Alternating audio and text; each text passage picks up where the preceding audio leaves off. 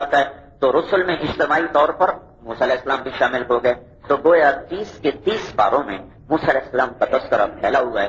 جہاں فرعون کا نام آیا تو وہاں ضمنی طور پر موسیٰ علیہ السلام کا تذکرہ بھی آ گیا، هل اتاک حدیث الجنود فرعون و ثمود، تو اب یہاں نام تو فرعون کا ہے لیکن پیچھے قصہ موسیٰ ہے۔ الم تر کیف فعل ربک بعاد ارم ذات العماد التي لم يخلق مثلها في البلاد وثمود الذين جابوا الصخر بالواد وفرعون ذي الاوتاد۔ اب یہاں فرعون کا نام آیا تو اس کے زمانے میں موسیٰ علیہ السلام کا قصہ بھی آ گیا۔ ویسے نام ہے موسیٰ 136 دفعہ ہے، اگر یہ سارے یہ میں نے کبھی دیکھے نہیں اس رخ سے، تو یہ مجھے خیال بھی ابھی آ رہا ہے۔ میں نے صرف یہ دیکھا کہ موسیٰ علیہ السلام قرآن میں کتنی دفعہ ہے، تو 136 دفعہ، لیکن اس رخ سے ابھی چونکہ سمجھ میں آ رہا ہے تو بولا اس نے بھی کبھی دیکھا ہی نہیں کہ جہاں فرعون کا نام وہاں بھی موسیٰ علیہ السلام، جہاں تورات وہاں بھی موسیٰ علیہ السلام، جہاں رسل وہاں بھی موسیٰ علیہ السلام۔ تو اگر اس کو جمع کیا جائے تو کوئی اور دیکھ لے، کوئی عالم بیٹھا ہو، مجھے تو فرصت نہیں ملتی، تو پھر وہ 200 سے بھی آگے گزر جائے گا، 200 سے بھی آگے گزر جائے گا۔ موسیٰ علیہ السلام کا قصہ اتنی تفصیل سے کیوں آیا ہے کہ موسیٰ علیہ السلام نے 2 محاذ پہ بڑی طاقت کے ساتھ، بڑے خوبصورت طریقے کے ساتھ اور بڑی کامیابی کے ساتھ کام کیا۔ دونوں محاذوں میں دنیا ہی میں نتیجہ ظاہر ہوا۔ دوسرے انبیاء نے بھی کام کیا لیکن آخرت کے لحاظ سے تو ان کا نتیجہ 100% ہے، دنیا کے لحاظ سے بعض اوقات نتیجہ سامنے نہیں آیا۔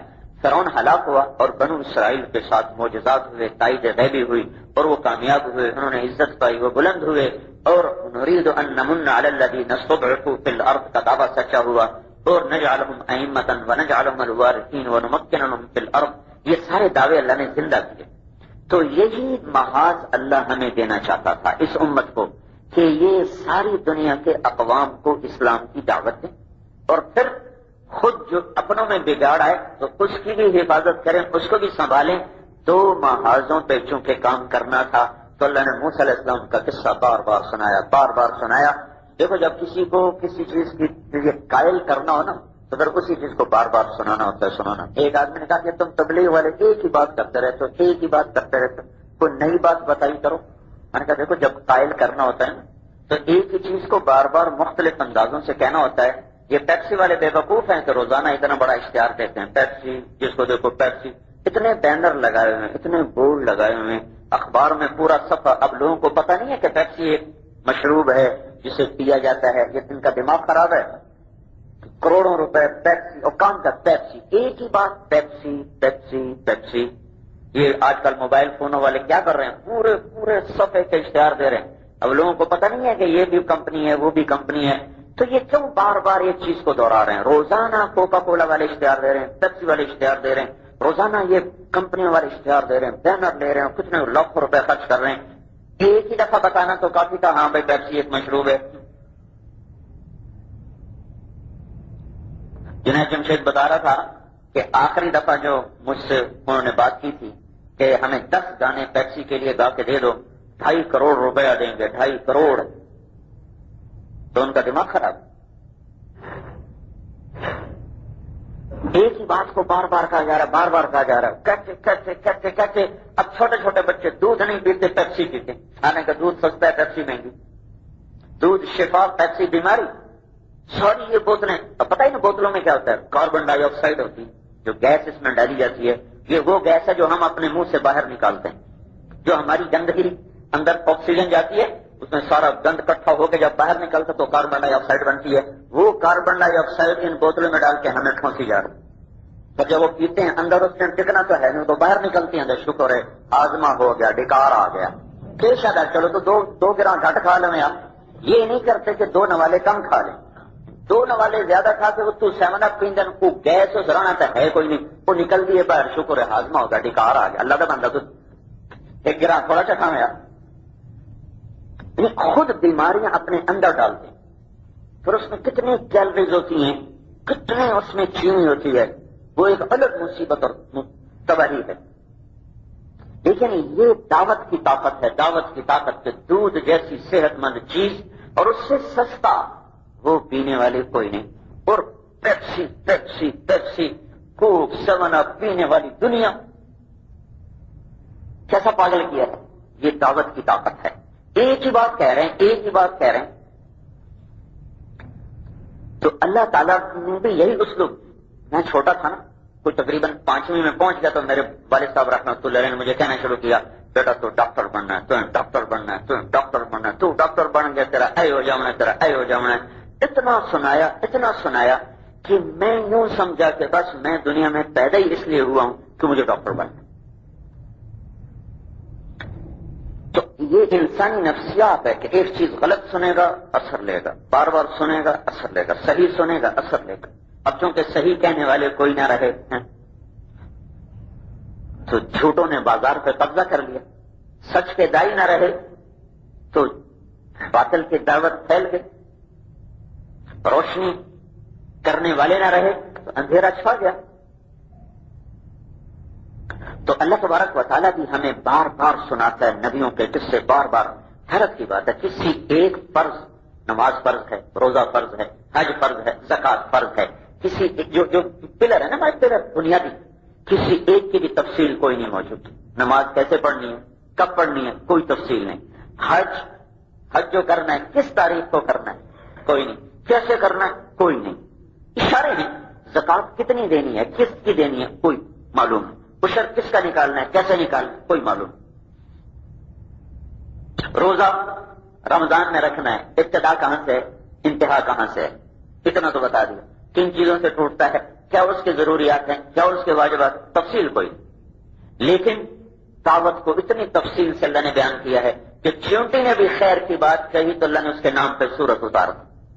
قالت نملۃ یا ایھا النمل ادخلوا مساکنکم لا یحطمنکم سلیمان وجنودہ وہم لا یشعرون. یہ قرآن سارا ہی فصیح و بلیغ ہے، لیکن جیسے کہ نا بات سے اعلیٰ، یہ آیت قرآن کے خوبصورت جملوں میں، سارا قرآن خوبصورت، لیکن خود قرآن میں بعض دوسرے سے فوقیت رکھتے ہیں فصاحت کے لحاظ سے، حسن و جمال کے لحاظ سے. تو یہ قرآن کی خوبصورت ترین آیات میں سے ہے کہ ایک چیونٹی نے بلاغت کی 9 قسموں کو ایک جملے کے اندر بھر دیا. قالت نملۃ، اور اللہ کو اس کی خیر خواہی اتنی پسند آئی کہ اللہ نے اس کے نام پہ سورت اتار دی. ذرا چیونٹی کی حیثیت تو دیکھو تو ہوتی کیا ہے. چوریاں ہزاروں کی کروڑوں روز مردیاں، ٹیرانیٹ، لیکن اس کی خیر خواہی، قوم کی خیر خواہی اللہ کو ایسی پسند آئی کہ اللہ نے اس کے نام پہ سورت اتاری، اس کا تذکرہ کیا. آگے فتبسم ضاحکا من قولها، سلیمان علیہ السلام نے سنا تو ہنس پڑے، واہ بھائی واہ، بڑی خیر خواہ ہے. آپ نے کہا پکڑو اس چیونٹی کو پکڑوایا گیا. تو آپ نے اسے ہتھیلی پر رکھا. اما تعلمین انی عدل، تجھے پتہ نہیں میں نبی ہوں اور نبی عادل ہوتے ہیں، ظالم نہیں ہوتے. تو یہ کیسے کہہ رہی تھی تو سلیمان کا لشکر تمہیں تباہ کر دے گا. تو انہوں نے کہا آپ نے میری بات پہ غور نہیں کیا، میں نے تو آپ کی طرف سے معذرت خواہانہ انداز میں بات کی ہے. وہم لا یشعرون، وہ جان بوجھ کے تو نہیں کریں گے، پر ساڑھے جس سے ڈھیر وڈے کتنے سے رگڑے نہ چاہیے، ہمیں نظر نہیں آتی کہیں بے خبری میں ہم نہ رگڑی جائیں. میں نے تو آپ کی طرف سے معذرت کی ہے. وہم لا یشعرون. یہ سلیمان علیہ السلام اور چونٹی کا مکالمہ ہوا ہے. تو اللہ تعالیٰ کو نبی سب سے زیادہ پسند اس لیے ہیں کہ وہ اپنی سب کو جھونک دیتے ہیں انسانیت کی خیر خواہی. جو اس محنت کے لیے کھڑا ہوگا نبیوں کے بعد اللہ کا محبوب بن جائے گا. تو لوگوں کو جہنم سے بچانے کے لیے ایک آدمی بیٹھا ہوا ہے کہ میری زراعت کیسے بڑھ جائے، میری آمدن کیسے بڑھ جائے، یہ مل کیسے زیادہ پروڈکشن دینے لگ جائے، یہ دکان کیسے زیادہ پیسے دینے لگ جائے، یہ کاروبار کیسے تیز رفتاری سے چل جائے. ایک سوچ یہ پڑی ہوئی ہے، یہ دنیا کے لوگ جہنم سے کیسے بچ جائیں، یہ اللہ کی ماننے والے کیسے بن جائیں، یہ دوزخ کے عذاب سے کیسے بچ جائیں. کتنی عالی شان سوچ ہے میرے. سبحان اللہ، نبیوں والی سوچ ہو گئی، نبیوں والی سوچ. ہدہد وہ ایک کافر قوم کی خبر لایا اور ان کا خیر خواہ بن کر آیا. ہدہد ہی ذریعہ بنا قوم سبا کے کفر سے نکلنے کا. تو اللہ پاک نے ہدہد کا قرآن میں ذکر کر دیا اور پوری کہانی سنائی. مطلب ہدہد کی اللہ نہ سناتا تو قرآن کے کمال میں کیا کمی آ جاتی.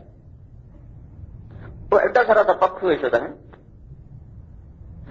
تفقد الطیر، کیا شہنشاہی ہے کہ پرندوں کی بھی حاضری ہو رہی تھی. یہاں انسانوں کی حاضری ہوتی، وہ پرندوں کی بھی حاضری ہوتی، جنات کی بھی حاضری ہوتی، پرندوں کی بھی حاضری. موسیٰ بن نصیر سے کسی نے پوچھا تو نے بڑی دنیا میں فتوحات کی سفر کیے، کوئی واقعہ عجیب و غریب سناؤ۔ کہنے کہ ہم ایک جزیرے پر پہنچے تھے تو وہاں بہت سارے مٹکے پڑے ہوئے تھے، بند پڑے ہوئے تھے۔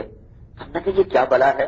تو ہم نے ایک مٹکے کو اٹھا کے اس کا ڈھکن جو توڑا تھا، کر کے کچھ بلا نکلی، ایک جن، اور کہہ رہا ہے یا نبی اللہ میں پھر کبھی نہیں کروں گا، مجھے معاف کر دو، میں کبھی نہیں کروں گا، مجھے معاف کر۔ پھر ہمیں دیکھ کر کہنے کا لا ارا بہا سلیمان، یہ تو سلیمان کا دربار نہیں نظر آتا، اور پھر ایسا بھاگا کہ پیچھے مڑ کے نہ دیکھا۔ جو جنات اور جانور اور درند اور پرند پر پرندوں کی حاضری ہوئی، ہدہد غائب، مالی اللہ ارى الہدہد، ہدہد کہاں ہے؟ انہوں نے کہا جی ہمیں تو پتہ کوئی نہیں۔ اچھا ان کان من الغائبین، غائب ہو گیا ہے، لأعذبنہ عذابا شدیدا، آئے تو صحیح، زبردست پٹائی کروں گا، او لأذبحنہ، یا ذبح کر دوں گا۔ اگر تو گیا ہے کسی کام اور پوچھ کے نہیں گیا ہے، پٹائی ہوگی۔ ایسے ہی مٹر گشت کرنے گیا اور بتائے بغیر گیا تو ذبح ہو جائے گا، کنی چڑھ جیسی ہے۔ اور او لیاتینی بسلطان مبین، بس ایک ہی شکل میں چھٹی دے سکتا ہوں کہ کوئی اچھی خبر لائے تو پھر چلو بن اجازت جانے کی معافی دے دوں، ورنہ آج اس کی خیر نہیں، یا پٹائی یا ذبح۔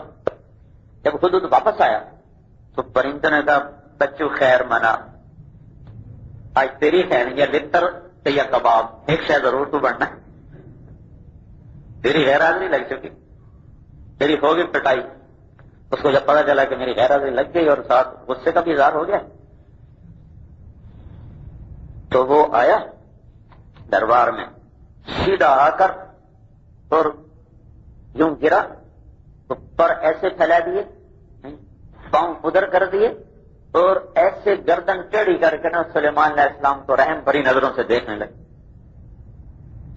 وہ ایسی شکل بنائی کہ سلیمان علیہ السلام کو سارا غصہ چلا گیا، رحم آ گیا اس پر۔ کہتے ہیں جھک جانے میں بڑی خیر ہے، جھک جانے میں بڑی خیر ہے۔ انہوں نے کہا اکڑتا چلنی کوئی نہیں، معاف کر دو، یعنی زبان حال سے کہا جانا معاف کر دو۔ موسیٰ علیہ السلام، سلیمان علیہ السلام کا جب غصہ ٹھنڈا ہو گیا تو پھر وہ اس نے چڑھائی کی کہ انی احط بما لم تحط بہ، جناب وہ خبر لایا ہوں جس کی آپ کو بھی خبر نہیں ہے۔ انی جئتک من سبع بنبأ یقین انی وجدت امرأة تملکهم وأوتیت من کل شیء ولها عرش عظیم۔ میں ایک ملکہ کو دیکھ کر آیا ہوں، بڑا عالیشان تخت ہے، اور مصیبت ایک بیچارے سورج کی پوجا کر رہے ہیں، آپ یہاں نبی ہیں، وہ وہاں سورج کے پجاری ہیں، تو آپ ان کی خبر کیوں نہیں لیتے؟ قوم سبا کو کفر سے نکالنے کا فکر اللہ کو ایسا پسند ہے تو ہدہد قرآن کی زینت بن۔ یہ کس سے اللہ کیوں